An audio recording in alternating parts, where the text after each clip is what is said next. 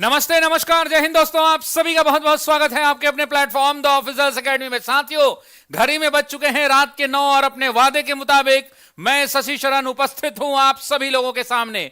हमने आपसे वादा किया है कि अब पढ़ाई नहीं रुकेगी।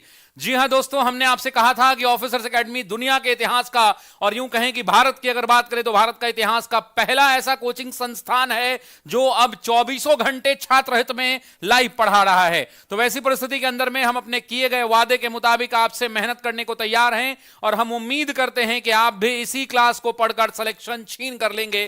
कमेंट बॉक्स में जरूर बताइएगा कि यस सर, मेरा सिलेक्शन होगा। साथियों, 24 घंटे का वादा है और आप देख रहे होंगे कि हजारों की संख्या में छात्र प्रतिदिन क्लास कर रहे हैं और छात्रों के काफी अच्छे फीडबैक आ रहे हैं। और जो आपके कमेंट बॉक्स में कमेंट आते हैं वो हमें उत्साह से भर देते हैं, क्योंकि ऐसा लगता है कि चलो यार, हमारी की गई मेहनत जो है सफल हो रही है, हमारी की गई मेहनत सफल हो रही है। तो वैसी परिस्थिति के अंदर में बिना देरी किए कक्षा की शुरुआत करेंगे। उससे पहले हम आपको रूटीन बता दें। आप जानते हैं कि 24 घंटे लाइव भारत का एकमात्र कोचिंग संस्थान जो अब है 24 घंटे लाइव, और हम दावे के साथ कहते हैं कि रात में भी 2 बजे हम लाइव पढ़ाते हैं। और कल की क्लास में यार, रात के 12 बजे वाली क्लास मैंने देखी, 2 बजे वाली भी देखी, क्या जोश था छात्रों के अंदर में। कुछ बच्चे कमेंट बॉक्स में ये भी कह रहे थे कि सर, रात को हम लोग ऐसे ही रील्स देखते थे, अब इसी बहाने रात को हम पढ़ेंगे। तो काफी अच्छा लगा सुन के। बाकी आप क्लास करते रहिए। ये क्लास की रूटीन है जो सुबह 6 बजे करंट अफेयर्स में होती है शंकर सर की। इंग्लिश की क्लास होती है सुबह 7 बजे, 8 से 9 हिंदी की क्लास होती है, 9 से 10 ज्योग्राफी की क्लास होती है, 10 से 11 बीपीएससी वालों के लिए मेंस ओरिएंटेड करंट अफेयर्स की क्लास, अमन सर की पॉलिटी की क्लास, बीपीएससी यूपीएससी के लिए लक्ष्मण तिवारी सर की क्लास होती है ज्योग्राफी, प्रशांत सर 1, अरुण कामत सर, लगातार क्लासेस चल रही होती हैं।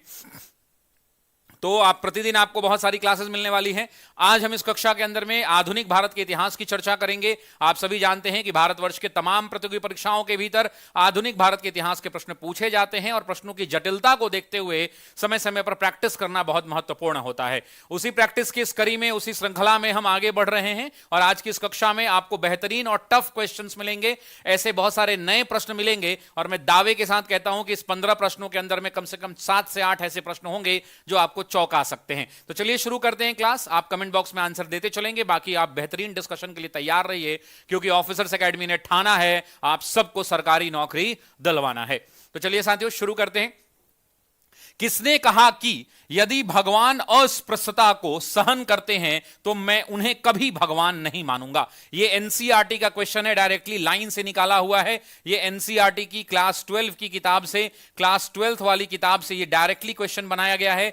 किसने कहा कि यदि भगवान छुआछूत को या अस्पृश्यता को सहन करते हैं तो मैं कभी उन्हें भगवान नहीं मानूंगा? क्या यह बी आर अंबेडकर ने कहा, बाल गंगाधर तिलक ने कहा, लाला लाजपत राय ने कहा या महात्मा गांधी ने कहा? आपको बताना है कि यह किसने कहा था।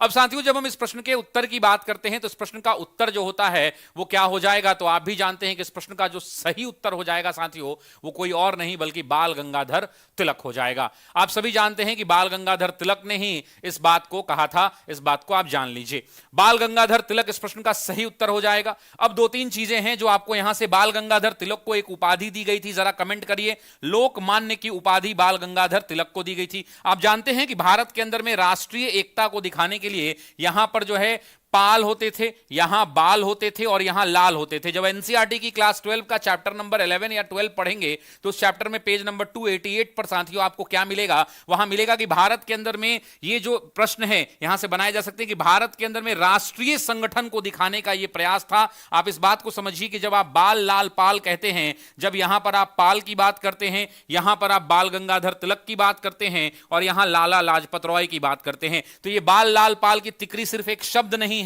यह बाल लाल पाल की तिकड़ी स्वदेशी और बहिष्कार आंदोलन के दौरान भारतवर्ष के तमाम लोगों को राष्ट्रीय संगठन का सूचक माना जाता है।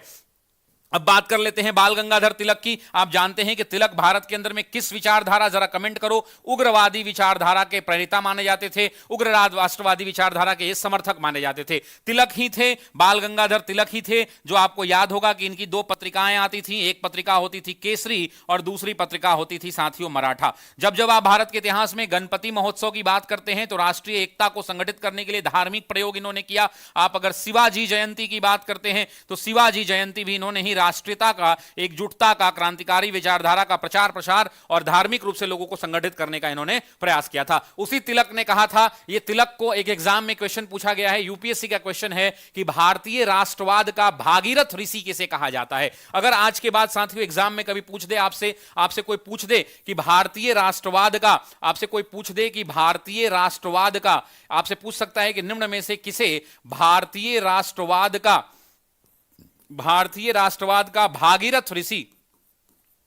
भागीरथ ऋषि किसे कहा जाता है, तो ध्यान रखना साथियों कि भारतीय राष्ट्रवाद का भागीरथ ऋषि किसी और को नहीं बल्कि यह किसको कहा जाता है, बाल गंगाधर तिलक को कहा जाता है। भारत के अंदर में समाज सुधारकों की सूची में इनका नाम सबसे ऊपर लिया जाता है। उसके अलावा इनका बहुत सारा ऐसा काम है जो आप जानते हैं। एक और बात आपको बहुत इंपॉर्टेंट है कि बाल लाल पाल की जो तिकरी थी, इसमें सिर्फ और सिर्फ लाला लाजपत राय थे जिन्होंने 1920 के विशेष अधिवेशन की अध्यक्षता की थी। विशेष अधिवेशन जो कलकत्ता में आयोजित हुआ था, विशेष अधिवेशन की अध्यक्षता की थी। बाकी इन तीनों की तिकरी में से किसी ने भी कांग्रेस के अधिवेशन की अध्यक्षता नहीं की। ये वही तिलक हैं जो 6 वर्ष के लिए जेल भेजे गए थे। आपसे प्रश्न पूछेगा कौन से जेल, जरा कमेंट बॉक्स में बताना। तो मांडले जेल भेजे गए थे। और ये मांडले जेल कहां पे है साथियों, तो ये वर्मा में ये जेल है। इस बात को ध्यान रखेंगे। तो बताओ ये नया क्वेश्चन था कि नहीं, या आप सभी लोगों को ये प्रश्न कैसा लगा, जरा मुझे कमेंट बॉक्स में बताना। ये क्वेश्चन नया था कि नहीं। ऐसे बहुत सारे प्रश्न आपने देखे होंगे। अगर वीडियो अच्छा लगता है तो इस वीडियो को जरूर शेयर करिएगा और अपने दोस्तों तक पहुंचा दीजिएगा।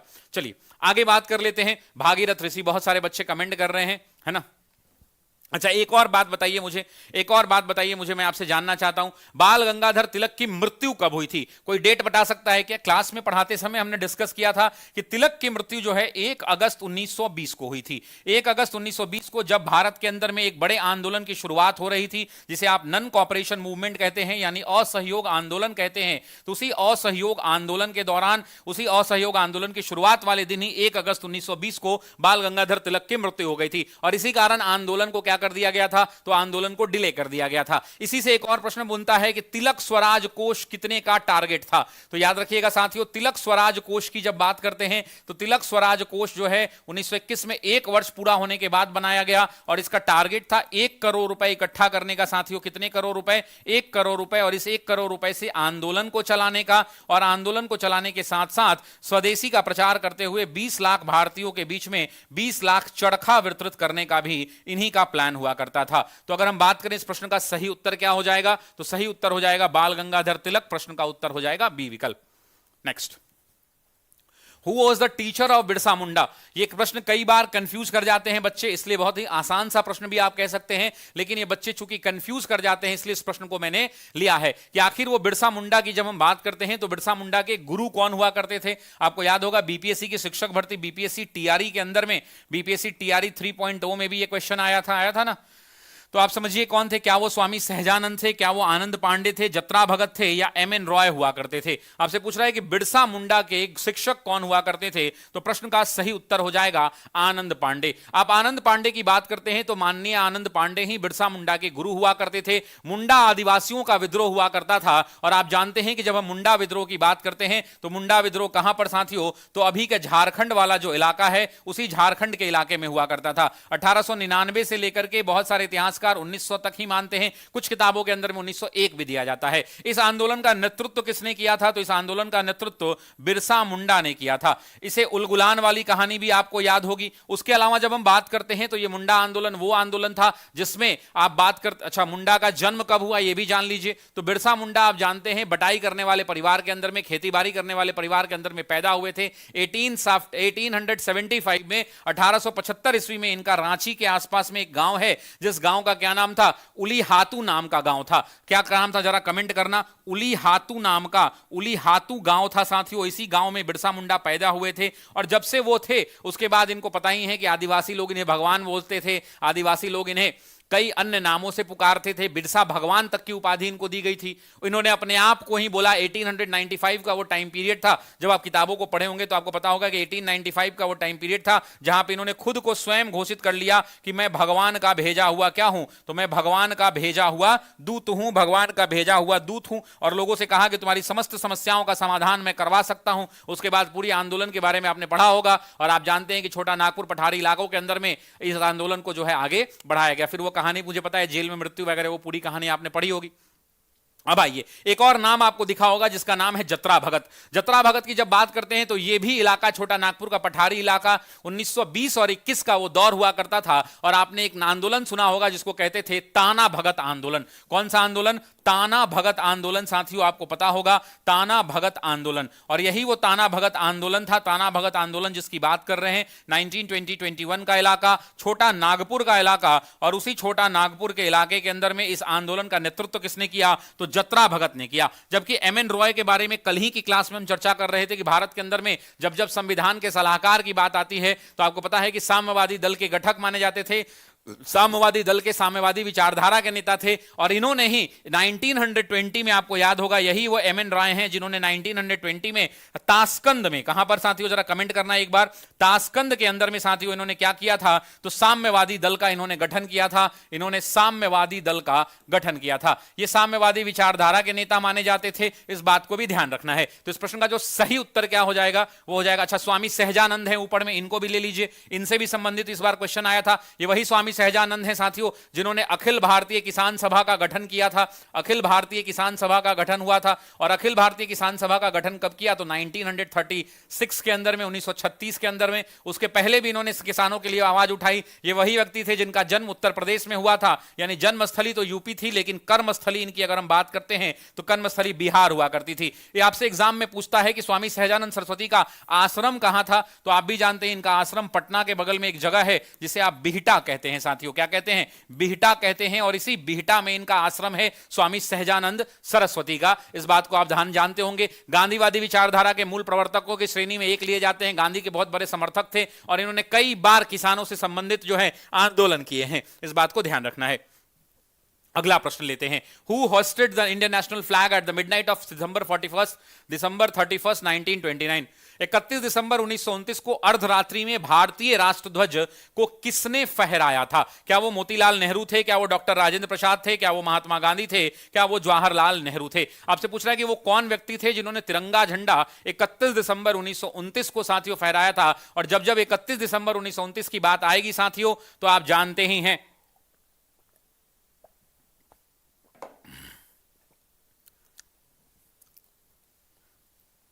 तो इस प्रश्न का जो सही उत्तर हो जाएगा वो हो जाएगा जवाहरलाल नेहरू। अब साथियों आइए बात कर लेते हैं। आप जानते हैं कि 1929 के अंदर में यह अधिवेशन हुआ था। और यह अधिवेशन कहां हुआ था साथियों? तो लाहौर अधिवेशन हुआ था। लाहौर अधिवेशन भारत के इतिहास में कई दफे और कई बातों पर महत्वपूर्ण है। आप जानते हैं ये वही लाहौर अधिवेशन है जहां पर पूर्ण स्वराज का, कंप्लीट इंडिपेंडेंस का प्रस्ताव जो है पारित हुआ था। साथियों ये वही पूर्ण स्वराज है जिसका प्रस्ताव 1927 में कांग्रेस ने अपना लक्ष्य निर्धारित किया था। कई बार एग्जाम में पूछता है कि कांग्रेस का नया लक्ष्य पूर्ण स्वराज कब घोषित किया गया? तो कांग्रेस का नया लक्ष्य पूर्ण स्वराज 1927 में घोषित किया गया, आपको ध्यान रखना है। जबकि इससे पहले 1925 के दौरान यह प्रस्ताव पेश किया गया, हालांकि उस समय यह प्रस्ताव जो है अस्वीकार हो गया, यानी रिजेक्ट हो गया। दोबारा साथियों पूर्ण स्वराज का प्रस्ताव जो है जवाहरलाल नेहरू ने पेश किया। क्यों? क्योंकि इसके पहले इनके पिताजी ने एक नेहरू रिपोर्ट पेश की थी, हालांकि वो नेहरू रिपोर्ट अपनाया नहीं गया। कई इतिहासकार लिखते हैं, इस पर विवाद भी है, कई इतिहासकार लिखते हैं कि नेहरू रिपोर्ट के लिए जवाहरलाल नेहरू ने कहा था कि अगर डोमिनियन की मांग मान ली गई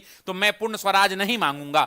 और तब जाकर इतिहासकार कहते हैं कि नेहरू रिपोर्ट को शायद अंग्रेजों ने नहीं स्वीकार किया, इसलिए इन्होंने पूर्ण स्वराज का प्रस्ताव पेश किया। कई इतिहासकार कहते हैं नहीं नहीं साहब, नेहरू रिपोर्ट को लॉर्ड इरविन ने स्वीकार कर लिया था, हालांकि इस पर विवाद है। दूसरा अगर हम बात करें तो इसी टाइम पीरियड पर रावी नदी के तट पर, साथियों याद रखना है, रावी नदी के तट पर रात में 12 बजे तिरंगा झंडा फहराया गया। रात में 12 बजे तिरंगा झंडा फहराया गया। दूसरा एक और पूछ सकता है कि सबसे पहले कांग्रेस के किस अधिवेशन में? तो 1917 में साथियों कलकत्ता में एनी बेसेंट के अधिवेशन में पहली बार तिरंगा झंडा फहराया गया। तिरंगा झंडा से संबंधित एक और सवाल पूछ सकता है कि तिरंगा झंडा साथियों जिसमें क्या था? चरखा का सिंबल था। तो तिरंगा झंडा जिसमें चरखा का सिंबल लगा था, उस चरखा वाला तिरंगा झंडा किस अधिवेशन में? तो सरदार वल्लभ भाई पटेल की अध्यक्षता में, वल्लभ भाई पटेल का 1931 का कराची अधिवेशन साथियों, जहां पर तिरंगा में चरखा लगा हुआ तिरंगा फहराया गया था। यह अधिवेशन और मायनों में इंपॉर्टेंट हुआ करता था क्योंकि इसी अधिवेशन के दौरान 26 जनवरी को साथियों कंप्लीट इंडिपेंडेंस डे, यानी आप जानते होंगे इसी टाइम पीरियड में 26 जनवरी एग्जाम में आया हुआ सवाल है। 1930 को इन्होंने क्या मनाया था? तो इन्होंने पूर्ण स्वतंत्रता दिवस मनाया था। इन्होंने पूर्ण स्वतंत्रता दिवस मनाया था। तो यह भी आपको ध्यान रखना है। इस प्रश्न का जो सही उत्तर क्या हो जाएगा? तो हो जाएगा जवाहरलाल नेहरू। हम बात कर लेते हैं मोतीलाल नेहरू की। मोतीलाल नेहरू कांग्रेस के बड़े दिग्गज नेताओं में एक आते थे साथियों। आप जानते हैं कि मोतीलाल नेहरू की बहुत सारी उपलब्धियां आगे प्रश्नों में देखेंगे। महत्वपूर्ण उपलब्धियों के अंदर में हम जो देखते हैं वो है नेहरू रिपोर्ट की उपलब्धि साथियों। डॉक्टर राजेंद्र प्रसाद आप जानते हैं कि कई मायनों में इंपॉर्टेंट है। भारत के संविधान सभा के अंदर में अगर आप बात करते हैं तो इसके पहले संविधान सभा के अस्थायी अध्यक्षों की सूची में 11 दिसंबर 1946 को ये डॉक्टर राजेंद्र प्रसाद अस्थायी अध्यक्ष बने। महात्मा गांधी के बारे में आगे बात करेंगे तो हम सब देखेंगे, लेकिन प्रश्न का जो सही उत्तर हो जाएगा वो क्या हो जाएगा? जवाहरलाल नेहरू हो जाएगा, जवाहरलाल नेहरू। अब एक दो लाइन में आपसे बात करना चाहता हूं, मैं बात करूं आपसे एक दो लाइन चाहता हूं।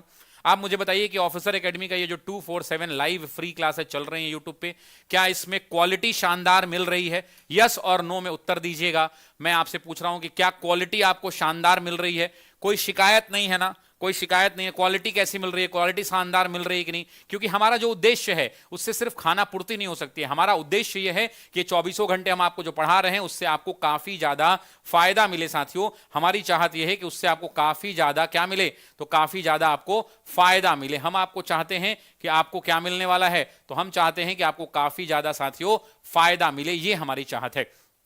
तो मुझे बताइए कि जो हमारी टीम जो दिन रात लग रही है, कल मुझे एक बात की खुशी हुई, और खुशी इस बात की हुई मुझे कि कल रात में जो 12 बजे और 2 बजे का सेशन था, 12 बजे रात को जीके जीएस का प्रैक्टिस से इतना शानदार चला, और मैं खुद देख रहा था उस सेट को, और मैं ही कमेंट बॉक्स में ऑफिसर्स एकेडमी की तरफ से कमेंट कर रहा था। रात 2 बजे वाली क्लास भी मैंने देखी, बहुत शानदार। और मैंने ये देखा कि इस समय भी 200-300 लोग लाइव थे। ये दिखाता है भारत का जज्बा, ये दिखाता है बिहार के छात्रों की मर्जी, ये दिखाता है कि बिहार के छात्र कितने सजग हैं।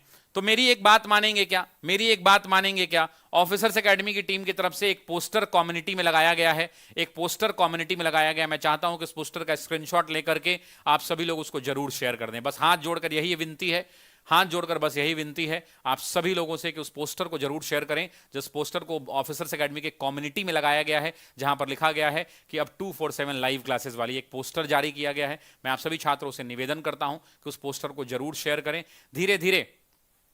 धीरे धीरे हम लोग इसमें और भी जो चीजें हैं उनको भी हम लोग सही कर लेंगे, आप बिल्कुल चिंता मत कीजिए, है ना।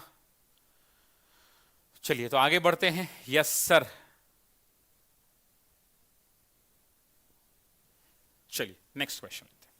अगला प्रश्न है the Age of Consent Act 18 the Age of Consent Act किस वर्ष पारित किया गया था? बहुत बेसिक क्वेश्चन है। 1856, 1881, 1891, 1905 आपसे पूछ रहा है। The Age of Consent Act के बारे में पूछ रहा है। और आप जानते हैं कि जब हम एज ऑफ कॉन्सेंट एक्ट की बात करते हैं तो ये 1891 में पारित हुआ था। 1891 साथियों, उस प्रश्न का सही उत्तर हो जाएगा। इससे 2-3 फैक्ट आपको समझना होगा। सबसे पहले आपसे पूछेगा कि इस टाइम पीरियड पर भारत का गवर्नर जनरल कौन था? तो लैंसडाउन हुआ करते थे साथियों, ये बात ध्यान रखिएगा। आपसे एग्जाम में पूछेगा कि इस टाइम पीरियड में गवर्नर जनरल कौन हुआ करता था? तो गवर्नर जनरल साथियों कोई और नहीं, लॉर्ड। अगर हम बात करें तो लॉर्ड कौन हुआ करते थे? तो उस समय साथियों, उस समय अगर हम बात करें तो लॉर्ड उस समय लैंसडाउन हुआ करते थे, लैंसडाउन हुआ करते थे। दूसरा आपसे सवाल यहां से पूछा जा सकता है कि इसमें कितने वर्ष उम्र कर दी गई या और कोई व्यवस्था कर दी गई? कि बिल्कुल कर दी गई। केंद्रीय विधान परिषद की सदस्यों की संख्या में वृद्धि की गई। तो ये तो पहली बात हो गई। दूसरा, इस एक्ट में क्या किया गया? तो केंद्रीय विधान परिषद के सदस्यों की संख्या में, केंद्रीय विधान परिषद के सदस्यों, केंद्रीय विधान परिषद के सदस्यों की संख्या में, के सदस्यों की संख्या में क्या कर दी गई? तो उसकी संख्या में वृद्धि कर दी गई। तीसरी अगर हम बात करें साथियों, तीसरी बात करें इस एज ऑफ कॉन्सेंट एक्ट के अंदर में, तो तीसरी बात थी कि परोक्ष रूप से निर्वाचन प्रणाली की व्यवस्था की गई। डायरेक्ट रूप से साथियों, परोक्ष रूप से निर्वाचन प्रणाली की व्यवस्था की गई। परोक्ष रूप से निर्वाचन प्रणाली की व्यवस्था की गई साथियों, निर्वाचन प्रणाली की व्यवस्था की गई। अगर हम उसके बाद जो नेक्स्ट चौथी बात है साथियों इस एज ऑफ कॉन्सेंट एक्ट के बारे में, जो परीक्षा के दृष्टिकोण से सबसे ज्यादा महत्वपूर्ण है कि इस अधिनियम के तहत क्या किया गया? तो 12 वर्ष से कम लड़कियों के विवाह पर रोक लगा दी गई। अब सोचिए कि पहले उम्र कितनी कम थी? 12 वर्ष से कम उम्र के, 12 वर्ष से कम उम्र के लड़कियों के विवाह पर साथियों, 12 वर्ष से कम उम्र के लड़कियों के विवाह पर क्या कर दिया गया? तो लड़कियों के विवाह पर साथियों रोक लगा दिया गया। तो ये सबसे इंपॉर्टेंट था। एग्जाम में कई बार पूछा जाता है कि किस एक्ट के तहत, किस अधिनियम के तहत 12 वर्ष से कम आयु के लड़कियों के विवाह पर रोक लगाया गया? तो वो एक्ट कोई और नहीं, the Age of Consent Act था। आपको पता है शारदा अधिनियम ने कहा था कि 12 वर्ष में लड़कियों की शादी होनी चाहिए। आपको याद होगा शारदा अधिनियम कई बार पूछता है। इसी शारदा अधिनियम के तहत यह प्रधाव बना, अधिनियम के तहत यह शारदा अधिनियम के तहत यह प्रावधान था कि 12 वर्ष की उम्र में लड़कियों की शादी होनी चाहिए। आप जान के हैरान रह जाएंगे, है ना, आजकल जिस उम्र में हमारे घर की बेटियां, हमारी बहनें जो हैं स्कूल जाती हैं, पहले लड़कियों की आधिकारिक उम्र 7 वर्ष हुआ करती थी। 7 साल में लड़कियों की शादी हो जाती थी। उसके बाद ये उम्र बढ़ा के हो गई 9 साल। 9 साल की उम्र के बाद हुई ये 12 वर्ष। 12 वर्ष में लड़कियों की शादी होने लगी। फिर हुई 14 वर्ष। 14 वर्ष के बाद उम्र बढ़ा के हुई 16 वर्ष। 16 वर्ष के बाद उम्र बढ़ा के हुई 18 वर्ष। और जैसे जैसे हमारा शिक्षा का स्तर सुधर गया, अभी कितना है? तो अभी 21 वर्ष है। और हमारी बहनों की, हमारे छोटी बेटियों की, हमारी बहनों की शादी अगर 21 वर्ष से कम उम्र के रूप में हो जाती है तो वो एक कानूनन भारत में अपराध है। Is it clear to everyone? है ना? अच्छा, आज के क्लास में आपको बहुत सारे अच्छे नए क्वेश्चंस मिल रहे हैं कि नहीं? देखो, इतने अच्छे क्वेश्चंस आज हम लोग कर रहे हैं। आप पहला ही क्वेश्चन देखो कि किसने कहा था कि यदि भगवान अस्पृश्यता को शयन करते हैं तो मैं कभी उन्हें भगवान नहीं मानूंगा। एनसीईआरटी का डायरेक्ट लाइन है। ये बिरसा मुंडा के गुरु कौन थे? ये भी इस बार का पेपर का प्रश्न था, इसलिए मैंने करा दिया।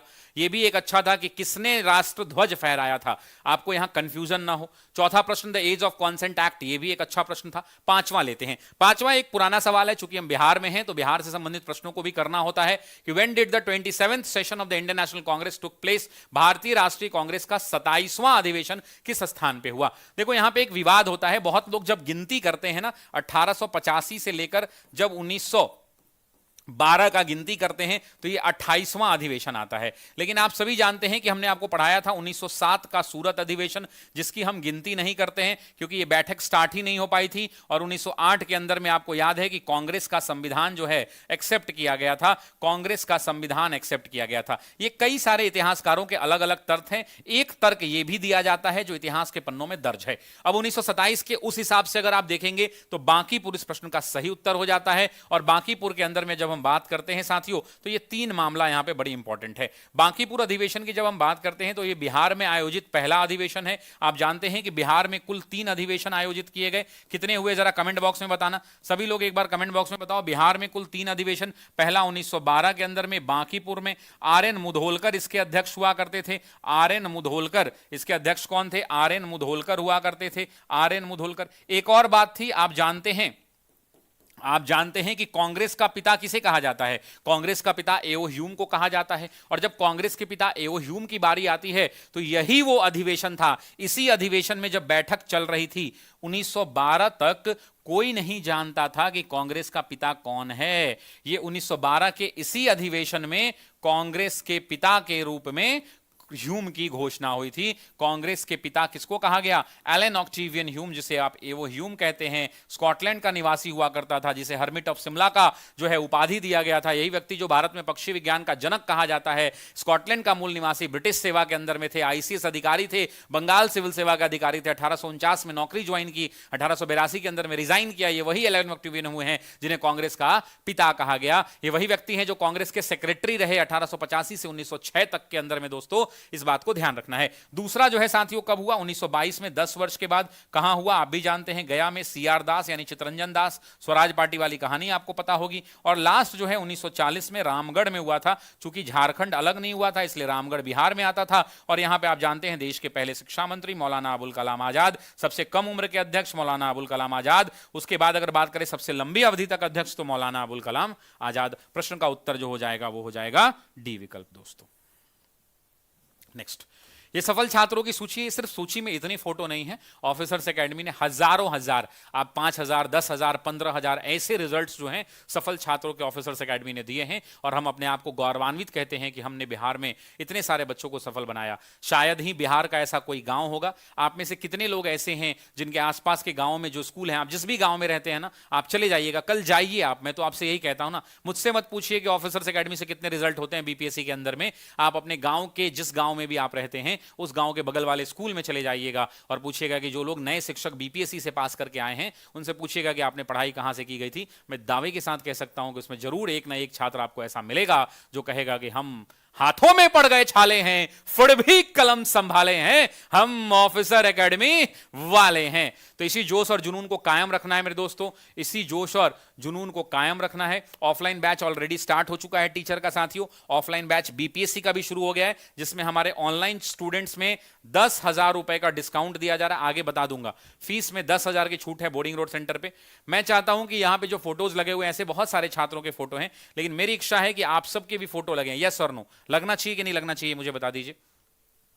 बिहार शिक्षक भर्ती यानी बीपीएससी 1 to 5 के अंदर में बैचेज, नए बैचेज लॉन्च कर दिए गए हैं 4.0 के लिए भी, और जो लोग 3.0 के लिए भी खरीदना चाहते हैं वो भी खरीद सकते हैं। उसके लिए भी बैचेज फिर से ऑन कर दिया गया है। 3.0 का अगर आप बैच लेना चाहते हैं दोबारा से, आप उनका भी बैच परचेज कर सकते हैं। जिन लोगों ने नहीं खरीदा था, रिकॉर्डेड सेशंस मिल जाएंगे। ये लाइव क्लासेस 10 अप्रैल से शुरू हो रही हैं। 4 की जो बैचेज हैं वो 10 अप्रैल से शुरू हो रही हैं। सभी सब्जेक्ट्स पढ़ाए जाएंगे, लाइव और रिकॉर्डेड क्लास मिलेगा, चैप्टर वाइज नोट्स मिलेगा जिसे डाउनलोड करके आप प्रिंट निकाल सकते हैं, चैप्टर वाइज टेस्ट मिलेगा आपको जिसे डाउनलोड करके प्रिंट निकाल सकते हैं, बोर्ड पीडीएफ मिलेगा, बिल्कुल जीरो लेवल से पढ़ाया जाएगा। हिंदी माध्यम का बैच होगा, 15 जीएस का टेस्ट सीरीज मिलेगा, फीस होगी 999 रुपए। एडमिशन जो है इसका ओपन है साथियों, 10 तारीख से ये बैच शुरू हो रहा है। मेरा निवेदन है आप सभी लोगों से कि आप इस बैच में अगर एडमिशन लेना चाहते हैं तो आप जरूर ले सकते हैं। 1 to 5 के बाद 6 to 8 के भी सभी बैचेज उपलब्ध हैं, और 9, 10 के भी सभी बैचेज उपलब्ध हैं। यानी जीएस भी पूरा पढ़ाएंगे, और जीएस के साथ साथ सब्जेक्ट्स की अगर हम बात कर लें, सब्जेक्ट्स की बात कर लें, तो जीएस तो हम आपको पढ़ाएंगे ही, साथ साथ जो 80 नंबर का सब्जेक्ट्स है, 80 मार्क्स का जो सब्जेक्ट्स है, वो भी आपको इसी फीस में पढ़ाएंगे। थ्योरी क्लास बहुत जगह, 95 जगह जो है ना, लोग सिलेबस नहीं कंप्लीट करा पाते हैं। मैं किसी की बुराई नहीं करता हूं, सब लोग अच्छे हैं, बट ऑफिसर्स एकेडमी ये दम धक के कहती है, आप पूछ लीजिएगा किसी से, हम तब तक पढ़ाते हैं ना जब तक पढ़ाना है। हम पूरा दम लगा के आपको पढ़ाते हैं, उसमें कोई कर रहा है कोताही नहीं करते हैं। सभी विषय हैं, मैथ्स है, साइंस है, हिंदी है, इंग्लिश है, एसएसटी है। लाइव क्लासेस आपको मिलेंगी, 999 रुपए इसकी फीस है। इसका भी साथियों जो एडमिशन है, ये एडमिशन ओपन है, तो आप अपने जानने वाले को जरूर बताइए। 11, 12 पढ़ाने के लिए ना पीजी लेवल का पढ़ाना पड़ता है, पोस्ट ग्रेजुएशन पीजी वाले बच्चों के लिए होता है। जिन बच्चों का पीजी डिग्री है वही ये फॉर्म भरते हैं और 11, 12 के टीचर बनते हैं। बहुत सारे, हजारों हजार की संख्या में ऑफिसर एकेडमी ने रिजल्ट दिया है। हमारे पास इसके भी बैच हैं जीएस और सब्जेक्ट्स के। सबसे ज्यादा मुश्किल यही होता है, इसकी भी फीस हमने 999 ही रखी है, क्योंकि बच्चे ये ना कहें कि शशि सर भेदभाव करते हैं। इनका भी एडमिशन साथियों ओपन है, इस बैच में भी आप एडमिशन ले सकते हैं। हमारे पास जो सब्जेक्ट्स उपलब्ध हैं वो हिस्ट्री है, इकोनॉमिक्स है, ज्योग्राफी है, political science, botany, sociology, philosophy, English, business studies, accountancy, maths, Hindi, home science, physics, chemistry and psychology, sociology, सभी विषय उपलब्ध हैं साथियों, ध्यान रखिएगा।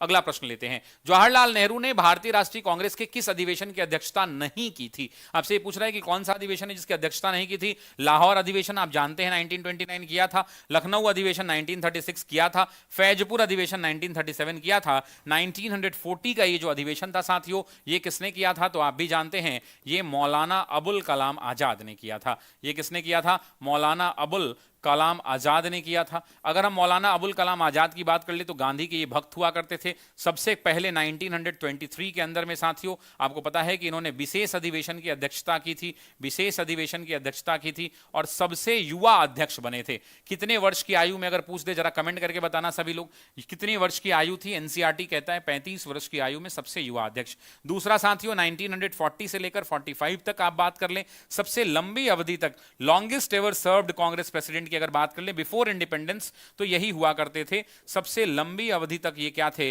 तो सबसे लंबी अवधि तक अध्यक्ष हुआ करते थे। क्यों? क्योंकि इस टाइम पीरियड पे कांग्रेस जो है एक अवैध पॉलिटिकल पार्टी घोषित की गई थी, और वैसी परिस्थिति के अंदर में जब कांग्रेस एक अवैध पॉलिटिकल पार्टी घोषित कर दी गई तो फिर चीजें पूरी की पूरी बदल गई थी। इस बात को ध्यान रखना है, ठीक है।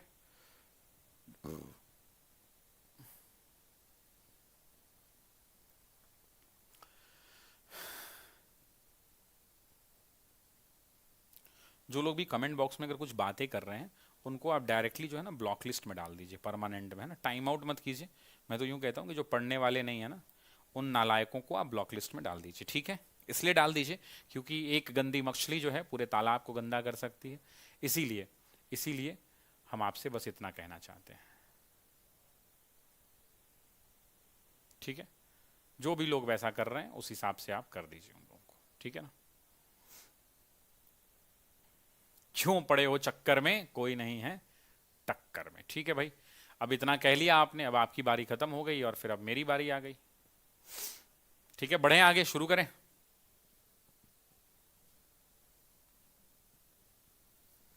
चलिए ठीक है भाई, आइए नेक्स्ट क्वेश्चन लेते हैं, अगले प्रश्न की ओर बढ़ते हैं। अगला प्रश्न कह रहे हैं कि निम्नलिखित भारतीय राष्ट्रीय कांग्रेस के अधिवेशनों में से महात्मा गांधी ने किसमें भाग नहीं लिया था। अब देखिए एक बड़ा ही बेहतरीन सा सवाल है और वो पूछ रहा है, एक है मोनी सिंह मोहन, इनका कहना है कि नीचे से ऐड हटा दीजिए। अब मोनी को आज जो है ना, आज हम बताते हैं। मोनी जी सुनिए मेरी भाई, मोनी नीचे से ऐड क्यों हटा दे ये बताइए भाई। आपको बैचेस नहीं परचेस करने, जिनको खरीदना है उनके लिए डिस्काउंट है, उनके लिए बातें बताई जा रही हैं। आप जो है यूट्यूब पे आई हैं, आप पढ़ने आई हैं, पढ़ाया जा रहा है, 95% जगहों पर पढ़ाया जा रहा है। और इतनी ईमानदारी से बता रहा हूं कि इतनी ईमानदारी से कहीं नहीं पढ़ाया जाता होगा जितना ही पढ़ा रहे हैं। तो नीचे एक पतला सा अगर एडवर्टाइजमेंट चल रहा है तो क्यों नहीं चलेगा मोनी, हाँ क्यों नहीं चलेगा बताइए। थोड़ा तमीज सीखिए शिक्षकों से बात करने की, है ना। Try to learn good things. आइए बात करते हैं। अब हम बात कर लेते हैं कि जब द फॉलोइंग सेशन, भारतीय राष्ट्रीय कांग्रेस के अधिवेशन में महात्मा गांधी ने किसने भाग नहीं लिया था। तो महात्मा गांधी आप जानते हैं भाई, बेलगाम अधिवेशन, ये एकमात्र अधिवेशन जिसकी गांधी ने अध्यक्षता की थी, एकमात्र अधिवेशन जिसमें गांधी ने अध्यक्षता की थी। सबसे पहला 1924 का बेलगाम अधिवेशन, गांधी जेल से रिहा हुए थे और अध्यक्ष बने थे। हालांकि गांधी 1901 में आपको पता है कलकत्ता में अधिवेशन हुआ था, दिनसा एडुल्वी वाचा इसके अध्यक्ष थे। और दिनसा एडुल्वी वाचा के इस अधिवेशन में गांधी पहली बार शामिल हुए थे, दक्षिण अफ्रीका से आकर शामिल हुए थे। 1929 के अधिवेशन में भी महात्मा गांधी उस समय यहां पे अवेलेबल थे और इस अधिवेशन में भी शामिल हुए थे, यहां भी शामिल हुए थे। हरिपुरा में जब सुभाष चंद्र बोस अध्यक्ष थे तो यहां भी शामिल हुए थे।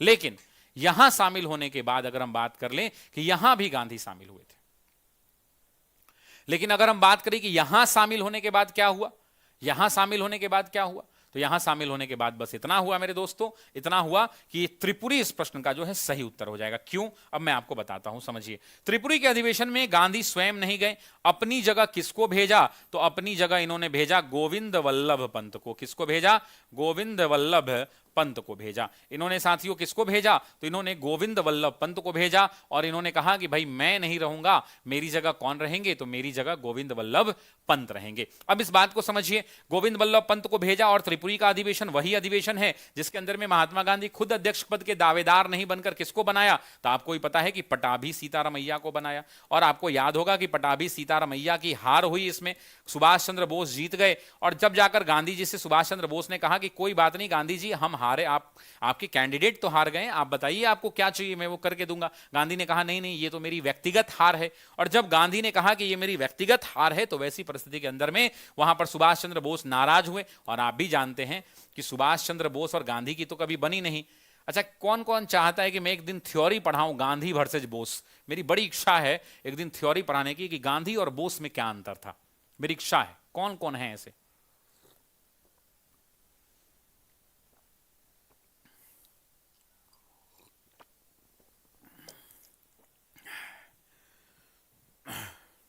ठीक है, तो गांधी और बोस मैं चाहता हूं पढ़ाने के लिए। खैर, पटाभी सीतारामैया हारे, सुभाष चंद्र बोस ने क्या कर दिया साथियों, तो सुभाष चंद्र बोस ने इस्तीफा दे दिया। और इस्तीफा देने के बाद इन्होंने क्या स्थापित कर लिया, तो 1939 में फॉरवर्ड ब्लॉक की स्थापना कर ली। उसके बाद ये हाउस अरेस्ट कर दिए गए गांधी, इनको सुभाष चंद्र बोस को घर में बंद कर दिया गया। फिर हाउस अरेस्ट होने के बाद ये घर से निकले किसी तरह से कचरे के डिब्बे में शामिल होकर, फिर आपको पहुंचे, कहां पर पहुंचे, तो आपको पता है कि झारखंड के अंदर में गोंडा रेलवे स्टेशन है, वहां पहुंचे। और उस रेलवे स्टेशन पर, सॉरी, झारखंड के अंदर में गोमो रेलवे स्टेशन है, उस गोमो रेलवे स्टेशन पर पहुंचे, इसलिए उसका नाम बदल के सुभाष चंद्र बोस रेलवे स्टेशन कर दिया गया।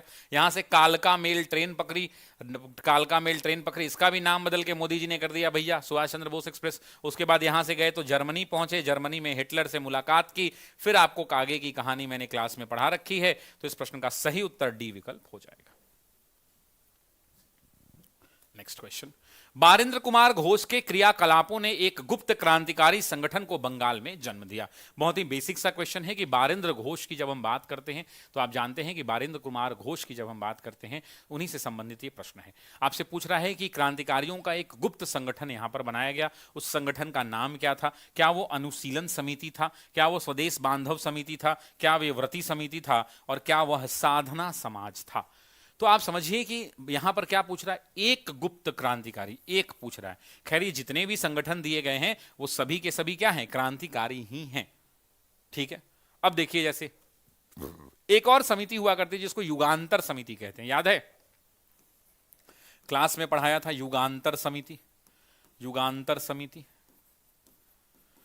तो खैर चलिए आगे बढ़ते हैं। अनुशीलन समिति की जब हम बात करते हैं साथियों तो अनुशीलन, अच्छा एक बात बताइए कि जो भी ये क्रांतिकारी संगठन बनते थे आखिर इनका काम क्या था, इनकी गतिविधियां क्या थी, ये करते क्या थे? इनका काम दो तरह का बटा हुआ था। पहला काम ये था कि जो भी अत्याचार करने वाले, जो भी अत्याचारी अधिकारी हुआ करते थे, जो ब्रिटेन के अफसर हुआ करते थे, अत्याचारी अधिकारी की बात कर लें आप, या बहुत सारे इन्फॉर्मर होते जिन्हें आप हिंदी में मुखबिर कहते हैं, जितने मुखबिर हुआ करते थे, या मुखबिरों के अलावा जितने देशद्रोही थे, भारत के भारतीय होने के बावजूद अंग्रेजों का समर्थन करते थे, उन देशद्रोहियों, मुखबिरों एवं देशद्रोहियों की हत्या करना, एवं देशद्रोही की हत्या करना, देशद्रोही की हत्या करना इनका सबसे पहला उद्देश्य था।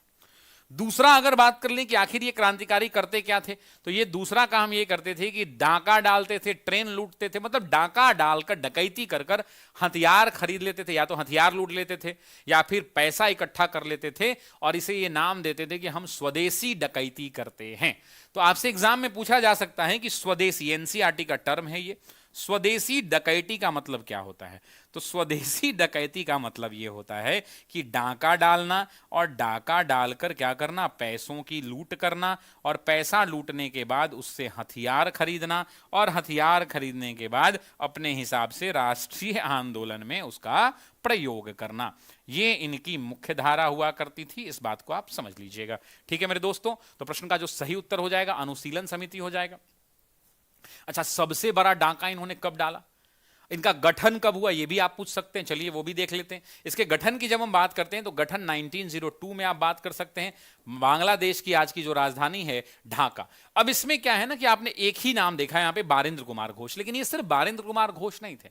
यहां पर इनके साथ पी मित्रा हुआ करते थे, इसके साथ यहां पर पी मित्रा हुआ करते थे, उसके अलावा सतीश चंद्र मुखर्जी हुआ करते थे। सतीश बाबू तो भैया सुपरस्टार थे, सतीश चंद्र बोस या मुखर्जी कह लीजिए, सतीश चंद्र बोस सुपरस्टार थे, सतीश चंद्र बोस, सतीश चंद्र बोस। उसके अलावा एक और नाम सुना होगा आपने, वो नाम था पुलिन बिहारी दास का। किसका नाम था? पुलिन बिहारी दास का, पुलिन बिहारी दास का। और चौथा खुद तो बारिंद्र थे ही।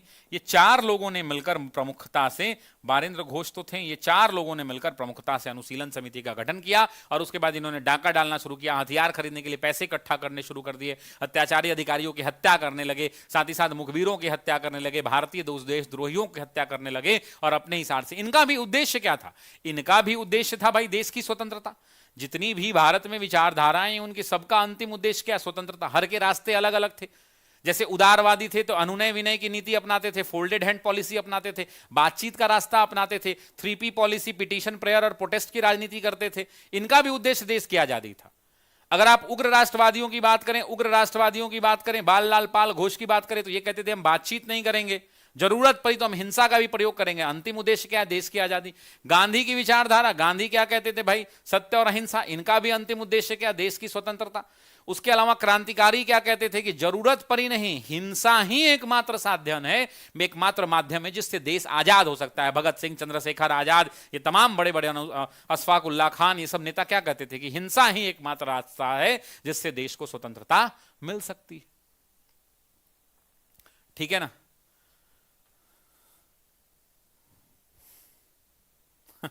Thank you Sonam, thank you so much Sonam. परमपिता परमेश्वर से आपको खूब आशीर्वाद है, थैंक यू सो मच।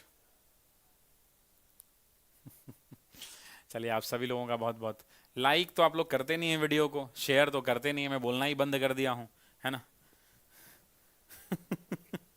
ठीक है। बिहार का बांकीपुर अधिवेशन 27 क्यों हुआ 1912 में, जबकि वो बता चुका हूं आकृति, क्लास में भी पढ़ाया है, आप जाके देख लीजिए, है ना, क्लास में पढ़ाया है वो। सर मेरी दीदी और भैया का सिलेक्शन हुआ है द ऑफिसर एकेडमी से, पता नहीं गुरुजी मैं कब होंगी। पूजा रॉय, तुम बिल्कुल चिंता मत करो, तुम पूजा करो, पूजा करने से तुमको सफलता जरूर मिलेगी, है ना। आपके संस्थान में पढ़ाने के लिए क्या करना होगा, अपना 2 डेमो वीडियो toabpsc@gmail.com पे भेज देना होगा, ठीक है। 2 साल का मिनिमम एक्सपीरियंस चाहिए,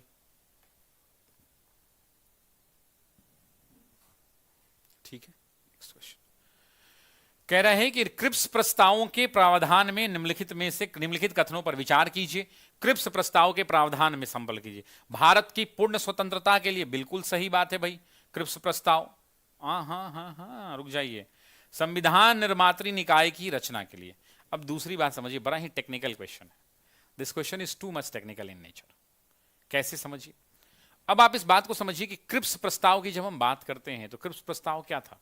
क्रिप्स प्रस्ताव वो प्रस्ताव जिसमें गांधी ने एक मंत्र दिया, और गांधी ने कहा कि मैं आपको एक मंत्र देता हूं, एक छोटा सा मंत्र देता हूं, उसे आप तमाम भारत के लोग अपने हृदय में अंकित कर लीजिए और वादा कीजिए कि जब तक सांस चलती रहेगी तब तक उस प्रधान पर आप खड़े रहेंगे। और गांधी ने कहा कि करो या मरो, या तो हम भारत को आजाद कराएंगे या इस कोशिश में अपनी जान भी दे देंगे। मतलब हम जिंदा रह के गुलामी देखना नहीं चाहते थे। गांधी ने क्विट इंडिया मूवमेंट के दौरान इसी क्रिप्स मिशन के फेलियर पर ही तो क्विट इंडिया मूवमेंट शुरू हुआ। After the failure of the Cripps Mission only, that was the major reason behind the starting of the Quit India Movement, है ना।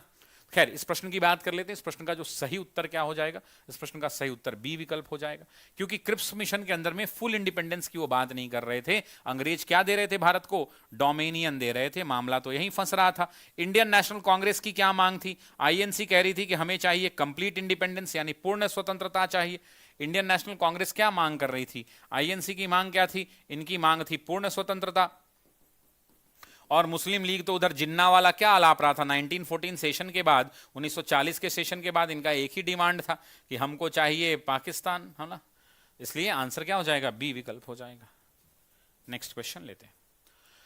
कह रहा है कि चंपारण संघर्ष में निम्नलिखित में से किसने महात्मा गांधी का साथ दिया था। अब चंपारण सत्याग्रह को तो पढ़ाते पढ़ाते तो कभी भी ये चंपारण खत्म नहीं हो सकता, आप भी जानते हैं चंपारण सत्याग्रह।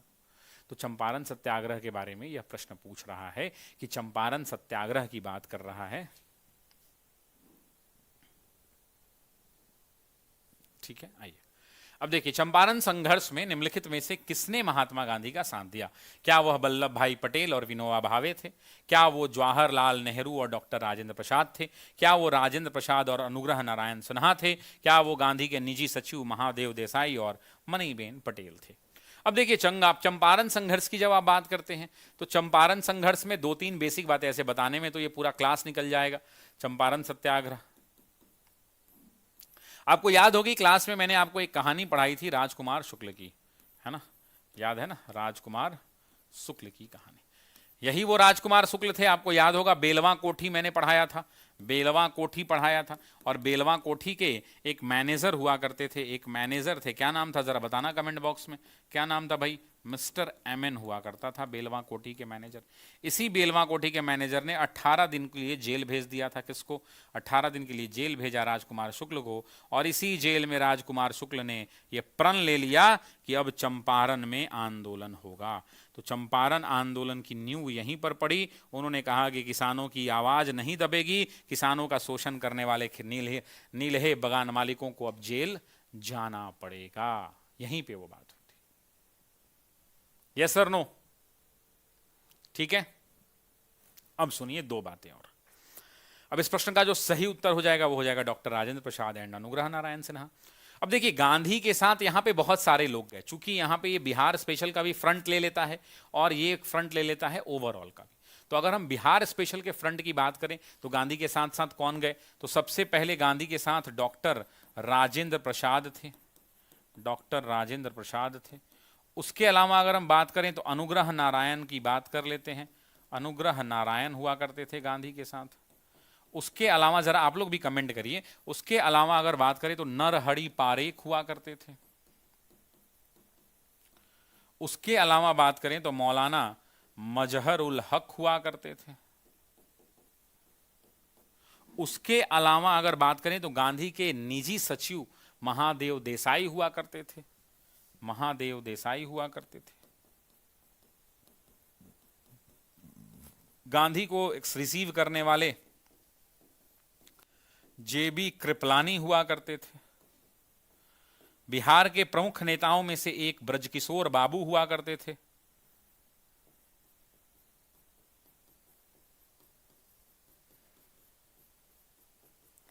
और अंतिम नेता की अगर हम बात करें तो इसके साथ जो है गांधी के साथ बहुत सारे ऐसे नेता थे। राजकुमार शुक्ल तो थे ही, और आपको याद ही होगा कि जब गांधी वहां चंपारण पहुंचते हैं, साठी जाते हैं, और वो फिर तमाम कहानियां, फिर चंपारण एग्रीगेरियन कमेटी बनाई जाती है, स्लाई उसके अध्यक्ष होते हैं, रीड होते हैं उसके अंदर में, और तब जाकर वो फिर क्या होता है, सरकार फैसला करती है।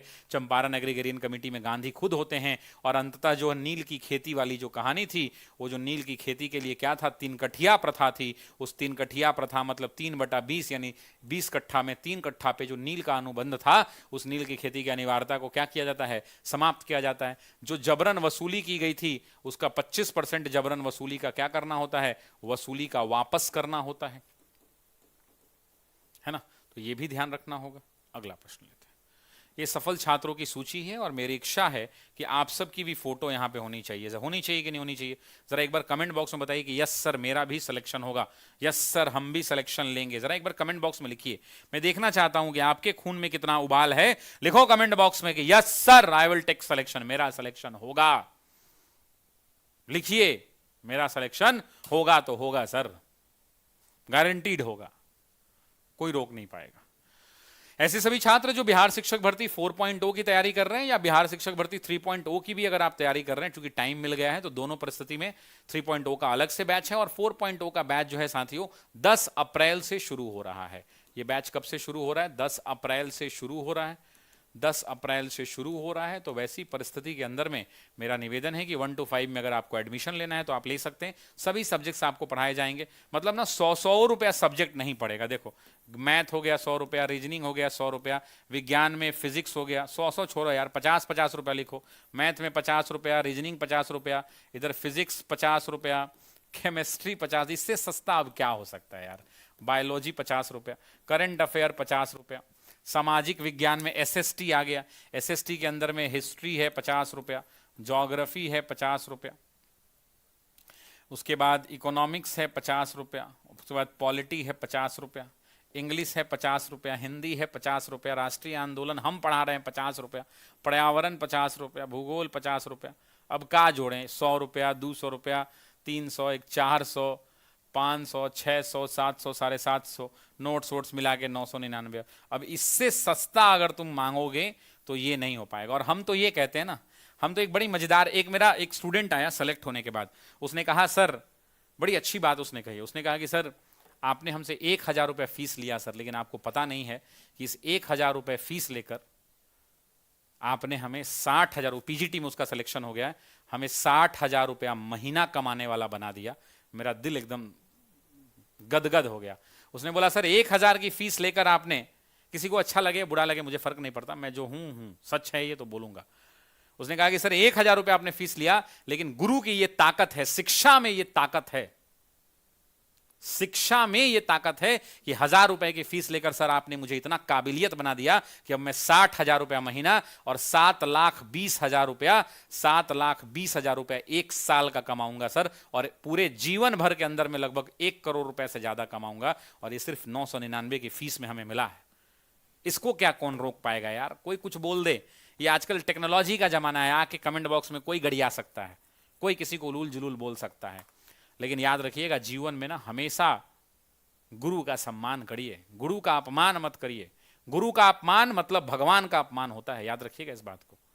अगर आप किसी को गुरु मानते हैं तो, अगर मनबे नहीं करते हैं तो कोई बात ही नहीं है, वो अलग बात है। लेकिन अगर आप जिसको भी गुरु मानते हैं, मुझे मानते हैं नहीं मानते हो फर्क नहीं पड़ता, आप जिसको भी गुरु मानते हैं ना अपने जीवन में, उसका कभी अपमान मत कीजिएगा। गुरु का अपमान मतलब ईश्वर का अपमान। स्कूल में पढ़ा होगा, गुरु गोविंद दाऊ खरे काके लागू पाऊं, गुरु बलिहारी आपने गोविंद दियो बताए। तो गुरु वो व्यक्ति है जो आपको गोविंद यानी भगवान के बारे में भी बताता है, इस बात को ध्यान रखिएगा।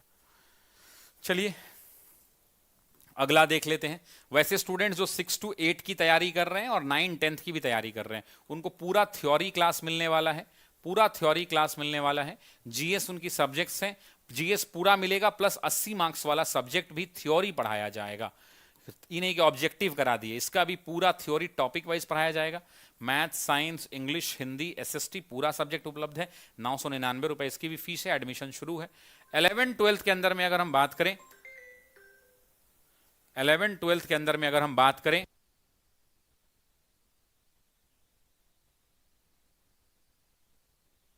11 12 की अगर हम बात करें तो 11 12 में भी साथियों क्या है, तो 11 12 में भी हमारे पास सभी बैचेज उपलब्ध हैं। जीएस प्लस सब्जेक्ट, जानते हैं ये पीजीटी पढ़ाने में ना पसीना निकल जाता है, ये नेट जेआरएफ लेवल आपको पढ़ाना पड़ता है बहुत सारे सब्जेक्ट्स में, नेट जेआरएफ। और कोई नेट जेआरएफ भी अगर ऑफिसर एकेडमी है ना तो 999 में पढ़ा रही है, बस इस बात को ध्यान रखिएगा, ठीक है। एक लड़का है वो बड़ा मुस्कुरा रहा है, कुछ ऊपर में कुछ लिखा है ना, गुरु का अपमान मतलब स्वयं का अपमान।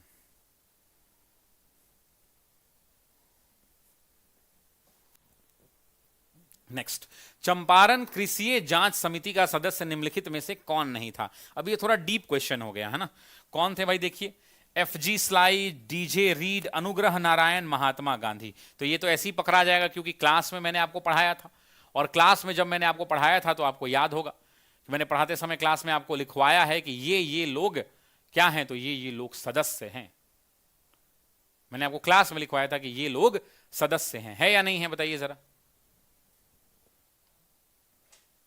एफजी स्लाई क्या थे, तो आपको ही पता है कि ये अध्यक्ष हुआ करते थे, ये क्या थे, ये अध्यक्ष थे। डीजे रीड क्या थे, तो ये सदस्य हुआ करते थे। अनुग्रह नारायण इस प्रश्न का उत्तर हो जाएगा क्योंकि अनुग्रह नारायण उसमें शामिल नहीं थे, इस बात को ध्यान रखिएगा, अनुग्रह नारायण वहां पर शामिल नहीं थे। अब और कौन था, तो आपको याद होगा एल टेलर हुआ करते थे, अडामी हुआ करते थे, ये तो 2 सदस्य हो गए। तीसरा महात्मा गांधी हो गया, ये भी थे। चौथा अडामी हुआ करते थे, अडानी याद है ना, क्लास में बताया था कि अडानी मत रंग कर दीजिएगा। उसके लिए एमजे टेलर हुआ करते थे, टेलर भी एक बहुत इंपॉर्टेंट सदस्य थे। हरिहर प्रसाद का नाम याद होगा आपको, हरिहर प्रसाद हुआ करते थे, हरिहर प्रसाद हुआ करते थे। और हरिहर प्रसाद के साथ एक और व्यक्ति याद होगा, क्लास में लिखवाया है आपको, नारायण सिन्हा, याद है ना, तो नारायण सिन्हा भी हुआ करते थे। और एक आध गो और लोग थे, मुझे ध्यान नहीं आ रहा है नाम, यही 7 लोग हुआ करते थे इसके अंदर में। और उस समय चंपारण का ये कौन था, मतलब ये क्या बोलते हैं उसको, लेफ्टिनेंट गवर्नर एडवर्ड गाइड हुआ करते थे। लेफ्टिनेंट गवर्नर कौन थे, एडवर्ड गाइड हुआ करते थे। और एडवर्ड गाइड ने ही क्या किया था, तो एडवर्ड गाइड ने ही इस समिति को नियुक्त किया था। इस समिति को क्या किया था, इसकी नियुक्ति जो है उसी ने की थी। चंपारण कृषि जांच समिति इसको कहा जाता है, चंपारण एग्रीगेरियन कमेटी, अच्छा है ही यहाँ पे चंपारण कृषि जांच समिति, तो चंपारण एग्रीगेरियन कमेटी इसी को हम कहते हैं, इस बात को ध्यान रखिएगा। Is it clear to everyone in the class.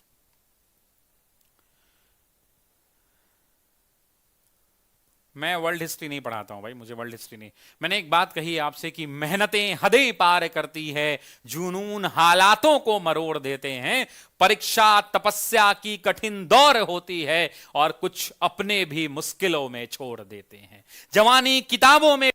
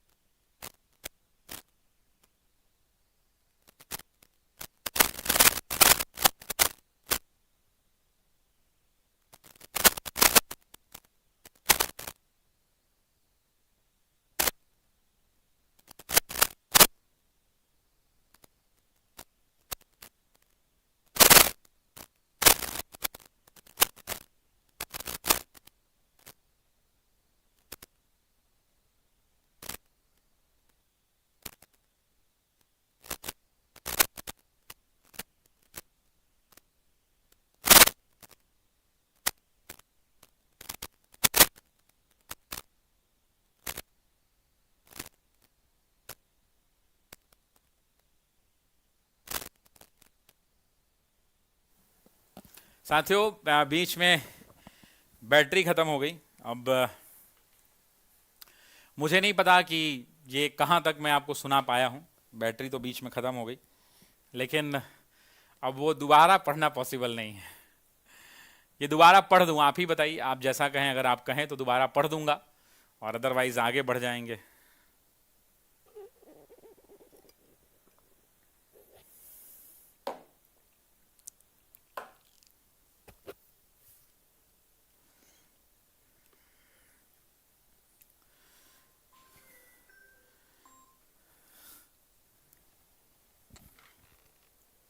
चलिए अब दोबारा पढ़ लेते हैं। आइए पढ़ दूं।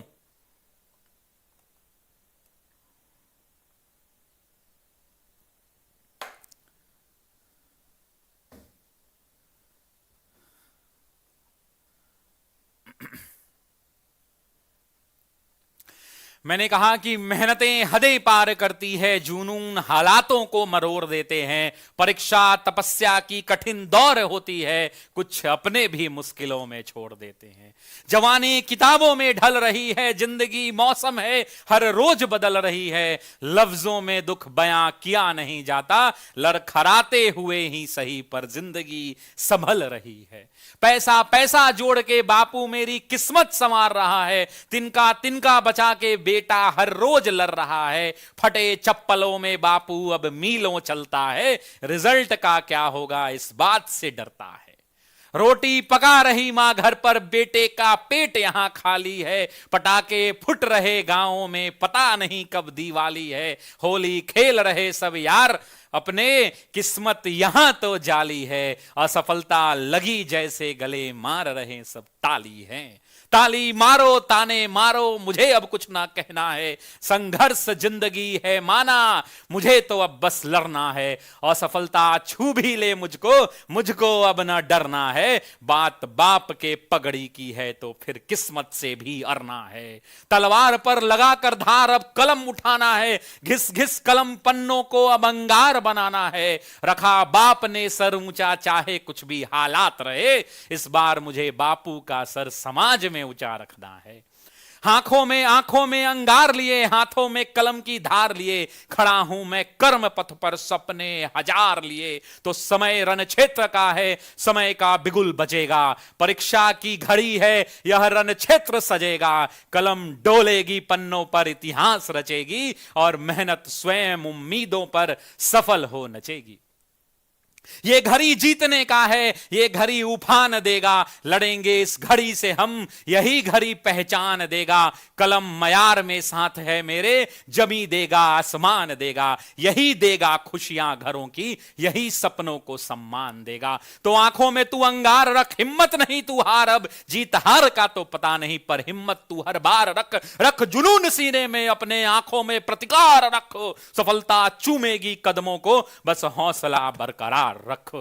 अरे रखा, अरे कहां हम रुकने वाले हैं, हम कहां झुकने वाले हैं। रखा कलम को शिद्दत से, फिर हाथ देखकर पता चला कि हाथों में पड़ गए छाले हैं। फुड़ भी कलम संभाले हैं, हम ऑफिसर एकेडमी वाले हैं। एक हाथ में जिम्मेदारियां, दूजे में सपने पाले हैं। जज्बा शिक्षक बनने का है, जो अब पूरा करने वाले हैं। रोकने वालों सुनो, हम नहीं रुकने वाले हैं, क्योंकि हाथों में पड़ गए छाले हैं। फुड़ भी कलम संभाले हैं, हम ऑफिसर एकेडमी वाले हैं। तो इस लड़ाई को अब अंजाम देने वाले हैं। मां के आंचल में खुशियां तमाम देने वाले हैं। बाबूजी के सपनों को नया आयाम देने वाले हैं। और शिक्षक मेरे नाम में लगे, ऐसा नाम देने वाले हैं कि होश तो अब संभाले हैं, हम बढ़ते चलने वाले हैं। जुनून जीत की हद तक है, हम हद तक लड़ने वाले हैं। आंखों के नीचे छैया परी, छालों पर पड़ते छाले हैं। फिर भी कलम संभाले हैं, हम ऑफिसर एकेडमी वाले हैं। हम ऑफिसर एकेडमी वाले हैं। साथियों, एक बात कहना चाहता हूं। जानते हैं, देखिए ये सब ठीक है, कोर्स पढ़ाई ये सब एक तरफ है, फीस पैसा इधर उधर सब कुछ एक तरफ। जानते हैं, अगर आप नहीं पढ़िएगा ना,